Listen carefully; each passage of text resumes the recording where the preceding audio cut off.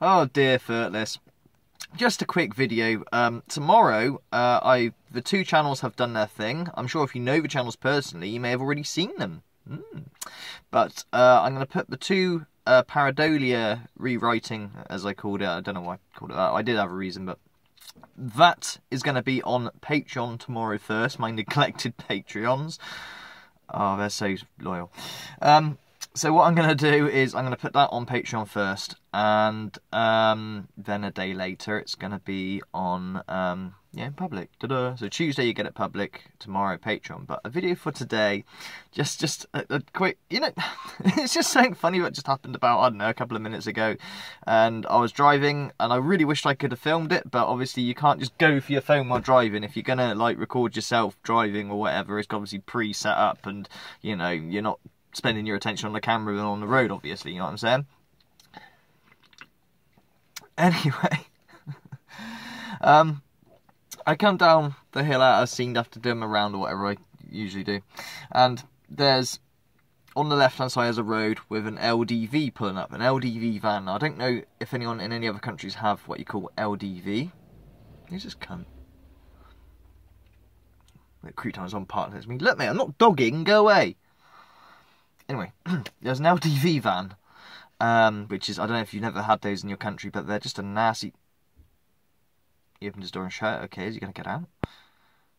Keep the cameras rolling. Order of magnitude is always real. You never know what's going to happen. The fuck? I'll start for the third time.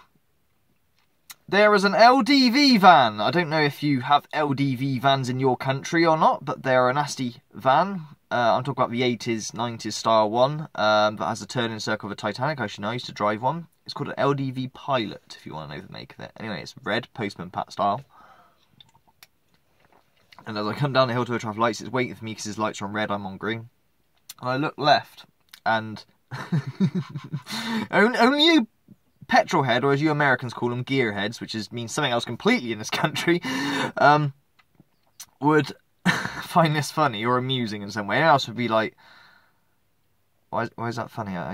Anyway, I look to the left, and this thing's got it's got a bonnet vent, a little bonnet vent, a hood. The wrong colour, it's purple instead of red. The body's red, remember, and it's purple. And no, it's not a real bonnet then. It doesn't have a cutaway in the bonnet to let cold air to get into the engine. It's just stuck on with super glue. But okay, they're out the car now. Oh, it's a woman. Oh, and a man. Man and husband.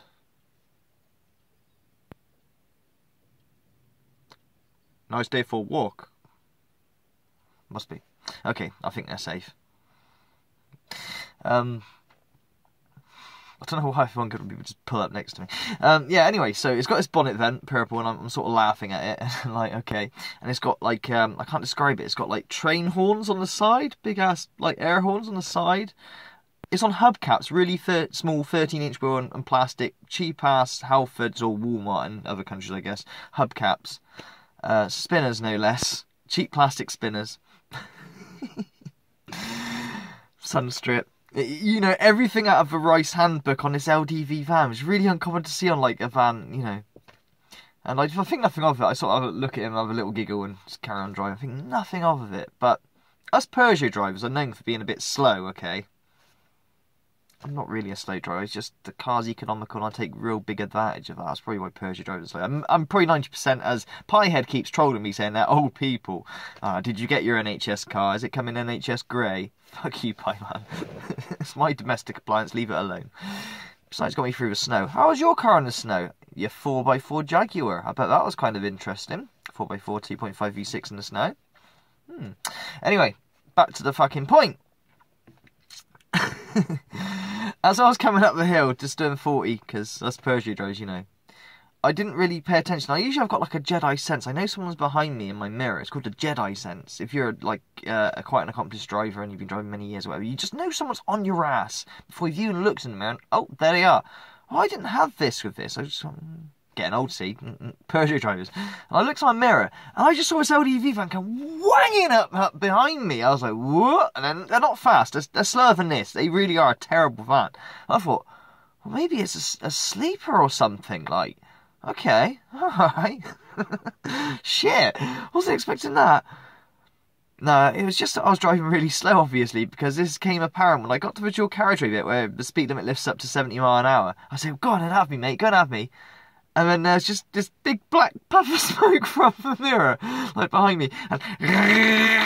And he just slowly overtakes me with the steering wheel shaking. I'm just doing 50 going. Right? And he just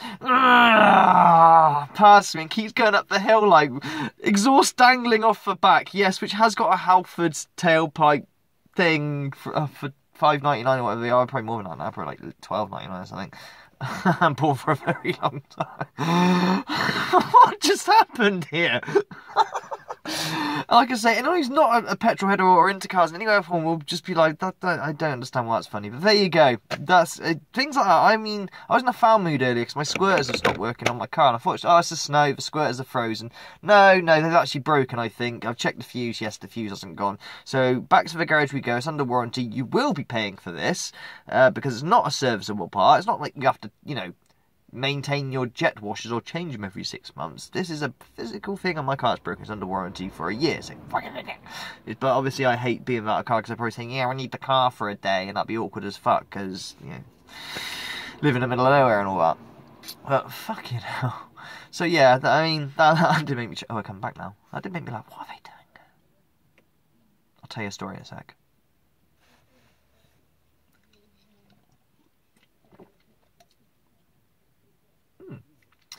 Yeah, one day I was driving past this exact spot, and I'll sort of show you in a sec the area. And I drove past, and like I needed the wee. Now, being a man, I'm quite convenient to go for a pee where I like. Dear, I know, aren't I privileged being a man, white privileged man? And I, you know, stopped just ahead and pulled a tree. And I thought to myself, fuck me. Think about it, right? If a murderer killed somebody and dumped a body there because it's like a ditch, I bet no one would have a fucking clue that body is there for fucking years and years and years. So I thought, I'm going to have a look, see if there's any dead bodies there. I looked down there, and there wasn't, obviously. Why would there be? But just sort of random thoughts I have in my fucking weird head. But, you know, it's so... So I was just wondering, like, they're walking past. Maybe you had the same thought, I don't know. But yeah, I'll show you what I mean as I drive off in a sec, maybe, or maybe it's not that interesting. It's just like up ahead. I'll show you. I'm gonna go out and walk.